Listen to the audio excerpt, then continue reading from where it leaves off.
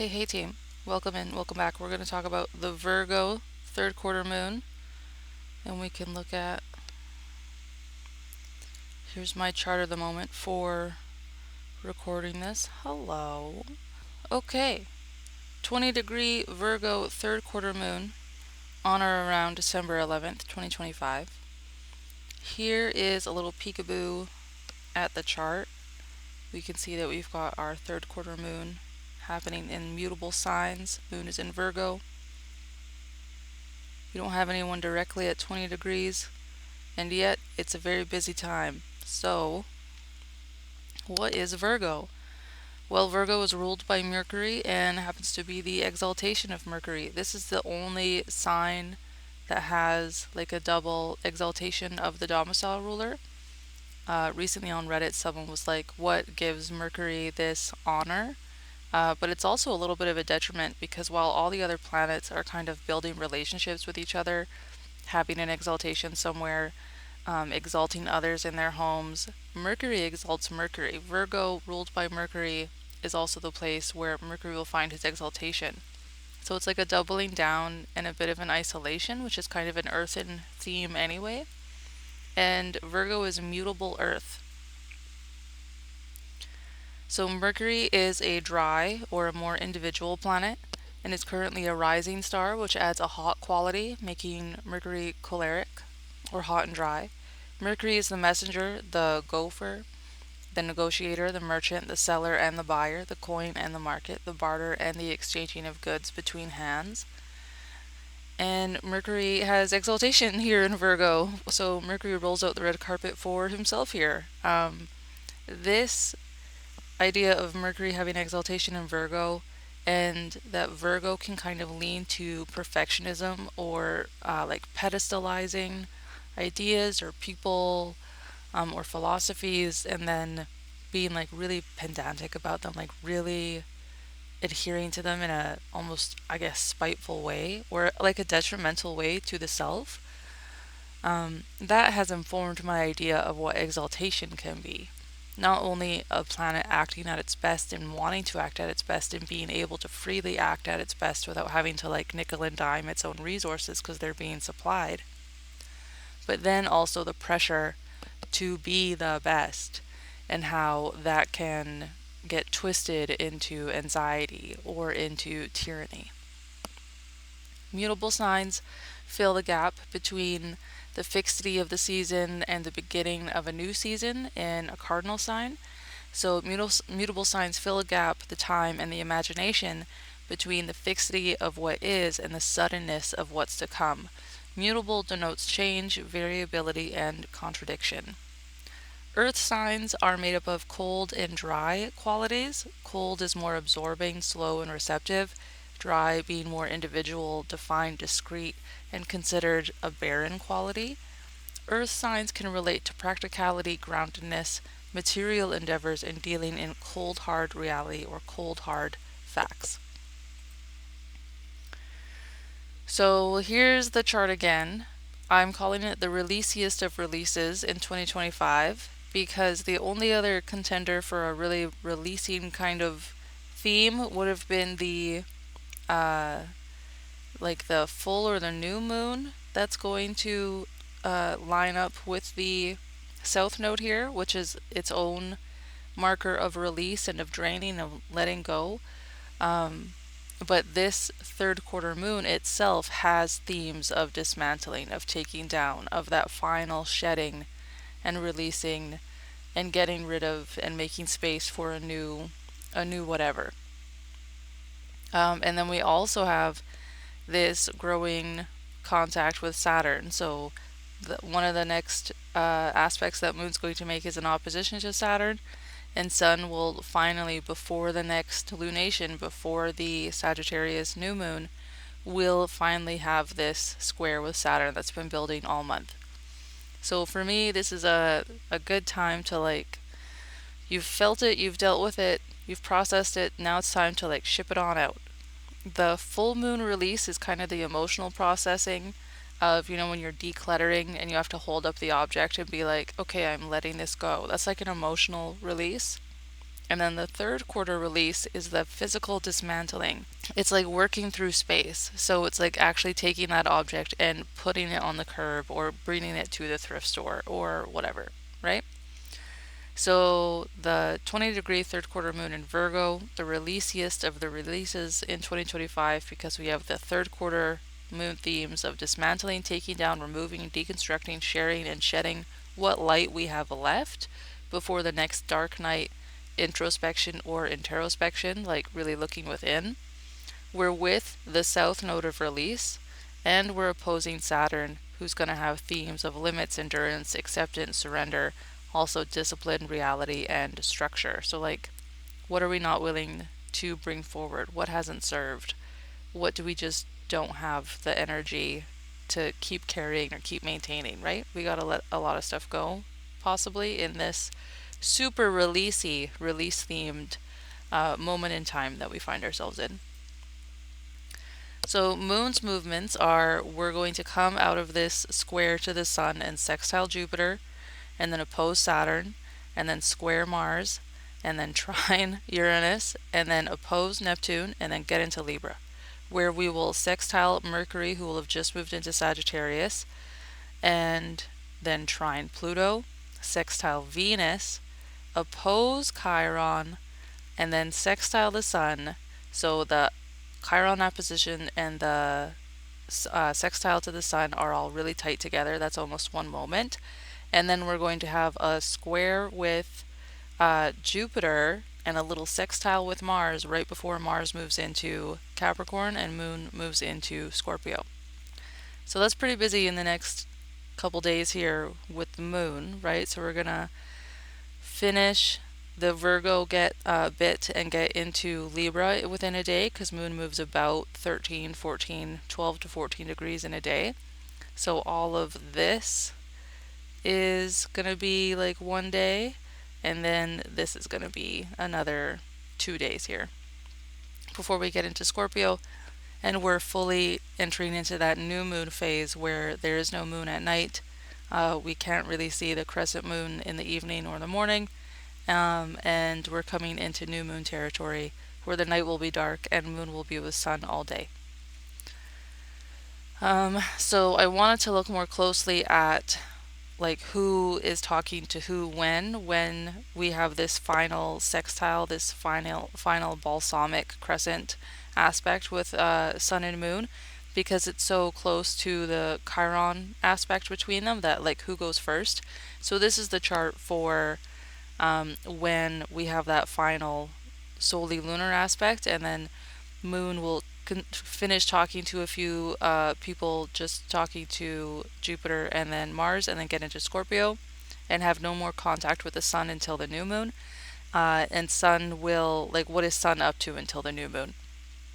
So sun, after this third quarter lunation, isn't talking to anybody until the trine to Chiron, which will be followed like immediately by moon opposing Chiron and then moon having this sextile. So this flavor is really going to be loaded into this contact. And then sun doesn't have any aspect to Jupiter, so even though that degree is closer, sun's going to pass by it without getting any kind of messages from Jupiter or any kind of resources here, allegedly, because it might shuffle along, through this aspect here. But sun will square Saturn, and then we're going to have the late Sagittarius new moon. So I'm pretty interested in this growing presence coalescing around the sun, because we're having a coming conjunction pileup in Capricorn Aquarius in 2026, and maybe the ruler of both those places, Saturn, who we're currently in a long developing square with, maybe that all has something to say with each other. So maybe as, we're making more of these motions in and we're having this contact with Saturn, we might get some information about what's going to happen here. So I just wanted to take a peek at that, even though that's far away. So all of that noise starts January 6th and ends January 29th. And then a month later, February 20th, is when Saturn and Neptune will have their conjunction here in early Aries. So we have a completely loaded January, and then like 3 weeks of like just regular nothing going on, like just the moon moving around. And then we're going to have this big Saturn Neptune thing that we're all very interested in, looking forward to, like what is that going to look like globally and individually and locally and all of that. So it begins with, if we go back to our other chart here, Mercury is just getting back into Sagittarius. Venus is behind the Sun, catching up to the Sun. Sun is behind Mars, catching up to Mars. And everybody is right now in, or shortly to be in Sagittarius. So by January 6th, Venus has overtaken Sun and is now starting this whole big pileup with the conjunction with Sun. And then Venus is going to go by and have a overtake with Mars and have a conjunction with Mars, and then get into Aquarius and have a conjunction with Pluto. So Venus is kind of leading the way here. And then Sun is going to overtake Mars and have that conjunction, and then get into Aquarius and have a conjunction with Pluto. And then Mars is going to follow and have that conjunction with Pluto. Meanwhile, Mercury will have overtaken them all and had the, I'm not sure what order it goes in, but had the Mars and the Pluto conjunctions, the solar conjunction, and then ends with this final Mercury-Venus conjunction. So here we are with the Venus beginning with the Venus superior cazimi, or the external cazimi, where Venus is fast and overtaking the Sun January 6th. And then it ends with fast Mercury overtaking fast Venus at 14 degrees Aquarius. So 16 degrees Capricorn to 14 degrees Aquarius is our activation zone for having what ends up being 10 conjunctions between these between these planets in this small space, as well as the moon, because moon begins here in late Leo, and then over this 23-day span will have come through, had the late Capricorn new moon, and then peeled off and is now coming into the mid-Leo full moon, right? So we're actually having even more context than that, because moon is going to come through and talk to 1, 2, 3, 4, 5 planets as well, okay? So we can look at that here on the AstroSeek monthly calendar. So I've got all planets and objects. I want to look at conjunctions. And then I wanted to look at sextiles, because I wanted to see when that final balsamic was going to happen. So we've got all the aspects here, and then I've added quarter moons and moon ingresses. So we can go down to, here's the last quarter moon in Virgo, and then we have Mercury immediately enters Sagittarius. After moon has whatever contacts moon is going to have, which aren't listed here, it's a separate calendar for the moon. Moon moves into Libra. Mercury sextiles Pluto, Mars squares Neptune, Sun trines Chiron. At the same time, Moon is opposing Chiron, and then they have their closing sextile. And then Mars enters Capricorn, Sun squares Saturn, Moon enters Sagittarius, Venus trines Chiron, and then we have new moon in Sagittarius. So that's really busy for us right now. And then we can look at how busy it is in January, where we have Sun conjunct Venus, Venus conjunct Mars, Sun conjunct Mars, Mercury conjunct Mars, Venus conjunct Pluto, Sun conjunct Mercury, Mercury conjunct Pluto, Sun conjunct Pluto, Mars conjunct Pluto, Mercury conjunct Venus. Bam, bam, bam, bam, bam. January 6th to January 29, and then in the end of February, or the middle to end of February, we have the Saturn Neptune conjunction and another Mercury Venus conjunction, and then over a week later, we have Sun, Mercury, Venus, Neptune, Venus, Saturn. So all of this noise is talking to each other. These guys are going to talk to each other. And then that noise is going to start talking to this noise, you know? And then that's going to be those themes in the first quarter, the first half of 2026. So that's really busy. And I feel like that's kind of building here, not only with this, like everybody being in Sagittarius and that being interesting on its own, but that these contacts with Saturn are building with this square, and then all of this stuff is happening in Saturn's signs. So like, why not pay attention to what might be coming up with the square and the opposition to Saturn here? And then Chiron is just like an unavoidable presence. So we'll see what he brings up. But let's look at the rulers. So Sun is ruled by Jupiter, which is unaspected from Cancer. However, Jupiter is ruled by the moon, and moon is applying by sextile to Jupiter opposing Saturn and squaring the Sun. So we may be getting some resources down that resource chain, but we might hit a limit with Saturn. Hard to say. Sun is trining Chiron before any next contact with anybody, including the Moon, and Jupiter is squaring Chiron. So Chiron's a big player here with the Sun. Moon is ruled by Mercury, and right now at this part of the lunation is sextiled by sign to Mercury and can see his ruler by sextile from Scorpio. However, Mercury is just about to move into Sagittarius. So while we're picking up speed and we're coming out of the retrograde, and that's really nice, we're about to be still unaspected to any kind of ruler, which has been true for almost the entire retrograde. And Mercury is going back into his detriment in Sagittarius. So we might be on the up and up, but we may be also hitting a reality of like, and it's still tiring. Like, even if it's better than the last Sagittarius retrograde, or even if we're in some kind of like speeding up and regaining and moving forward, it still may be super tiring here. As well, as soon as Mercury gets into Sagittarius, we're applying by sextile to Pluto. And because all of these planets are going to be having contacts with Pluto, and this sextile from Sagittarius is the last contact before that big contact, before the conjunction, that might give us some insight into like what's coming, or how to prepare, or what to release, or what's being revealed, especially in this tired state, right? Because you can't mask as much. You can't fool yourself as much if you're kind of at your resource limit, right? Okay, so like thinking of the monthly cycle, here we are at the third quarter moon that began with the Scorpio new moon November 19th or 20th. So here we are in the third quarter phase of release and deconstruct. So how did your Scorpio new moon intentions, or whatever you noticed starting then, how have those turned out? Can you appreciate your efforts and allow yourself to remove evidence of those efforts so that there's space for imagining what's next, like positive or negative? The third quarter moon is not only clearing space for something, but it's like, yeah, removing that proof that you did it, removing proof that you had the garden by taking down the trellis, and just trusting that your pantry being full and your memories being full of gardening are proof enough, right? So what's next? We don't know. Like, we want to get ready for that Sagittarius new moon, and this deconstructing and releasing may be more specific to the Virgo or to the Mercury parts of your natal chart. In our greater gestation cycle, if this technique works for you, then about every 3 years you may be experiencing a kind of third quarter moon theme to the mid to late portion of the Virgo part of your chart.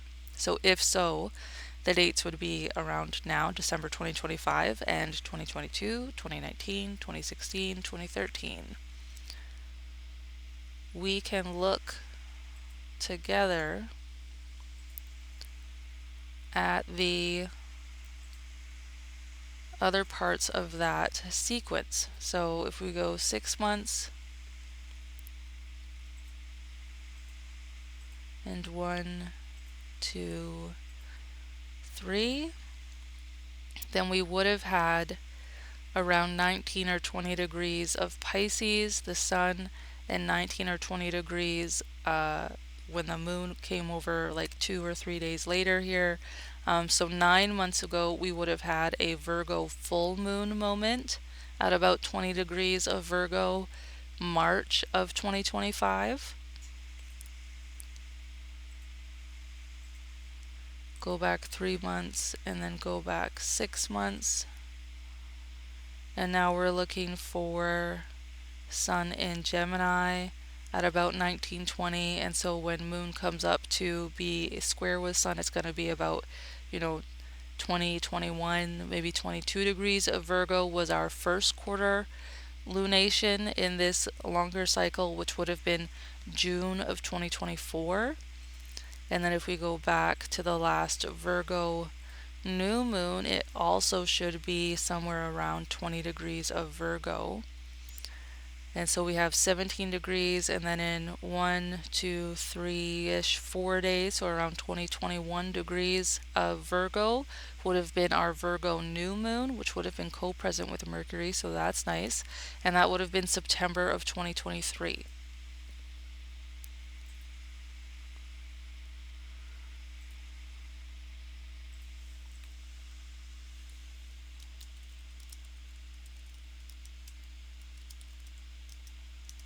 September of 2023 new moon. And then what's 9 months later from that? We have to go 3 months plus 6 months. Did we say June of 2024 was the first quarter? And then 6 plus 6 plus 9, March of 2025 was the full. And now here in December of 2025, we're at the third quarter. For Virgo gestation cycle at or around 20 degrees of Virgo. So, do you notice a greater cycle happening here? And can you take this third quarter phase that is like super releasey, big themes of release and of structure? Can you like take down the structures that maybe you implemented in 2023, in late of 2023, or you've been leaning on that you just see just don't serve anymore, right? Okay. Let's not do horoscopes. They're actually so tiring. It's so much brain power. And I don't think I'm that good at them. And they're not, I don't know that they're super helpful because there's so much variation in the chart, right? Like I could say Virgo risings, but like, do you have a day chart or a night chart? Where's Mercury? Is Mercury combust or retrograde or direct or stationing? Or, there's just so much variation. So, no horoscopes again this time. If that's a bummer, let me know in the comments and I will try harder next time to add the horoscopes. Otherwise, thanks for tuning in. If you'd like to support me or my channel, there are links on this page and links in the description. Okay, thanks team. Happy third quarter moon. Stay rested, stay sane, etc. Hope you eat well. Bye.